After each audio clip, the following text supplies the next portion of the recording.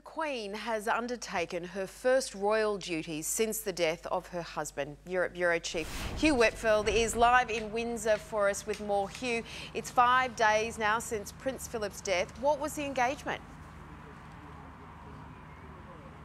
Good evening, Ange. Well, we've heard a lot over the decades and in particular over the last couple of days about the Queen's stoic demeanour, and Her Majesty has held firm on an engagement that was in her diary prior to the death of her husband, and Her Majesty held a private audience with one of the senior members of her staff, the Earl Peel. Now, he has been instrumental in formulating these funeral plans for Prince Philip, so we'll have had a very busy couple of days. He is expected to retire soon, hence the private audience with the Queen. Not much, though, else in the Queen's diary, apart from, of course, the funeral this coming weekend, which we do expect, or we are continually told, in fact, by the Palace, it will be in line with COVID regulations, hence the fact that there will only be 30 mourners there.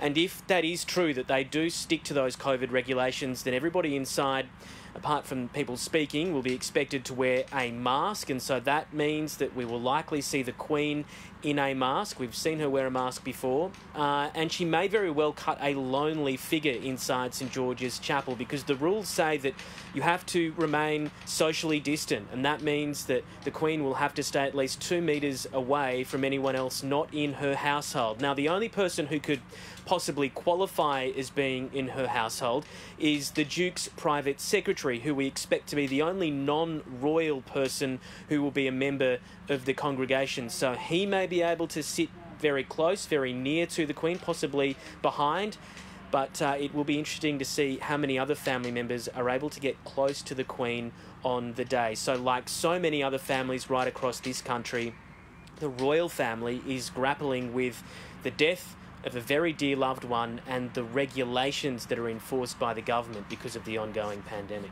Just awful times, but what a remarkable woman. Thanks so much, Hugh.